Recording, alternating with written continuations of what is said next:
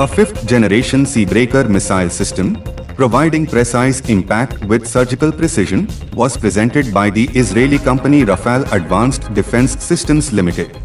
Seabreaker is a missile system developed for the Navy and to improve the artillery capabilities of a warship.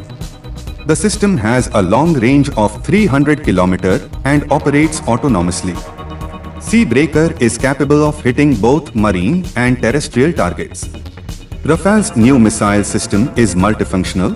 It can be installed on small missile boats and frigates next to large ships, as well as be reconstructed for ground use. In the ground version, Seabreaker uses the well-known SPY-DER launchers. In a naval variant, the Seabreaker is quite flexible in terms of the targets it must hit. Its advanced infrared finder makes it ideal for both warships and Coast Guard ships and for searching for moving or non-marine targets along shores, archipelagos, and even restricted areas. Seabreaker does not require mandatory human control. This missile system intercepts a target, recognizes it, and can strike it. This is thanks to the artificial intelligence with which it is equipped and which helps the system to quickly identify in the process of searching and processing the received information in milliseconds.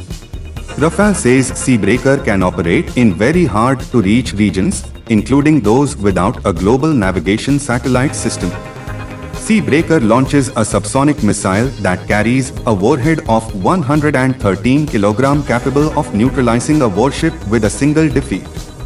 When launching the rocket, the system calculates and synchronizes various parameters: the angle of flight, azimuth, angle of impact, selection of a point for impact.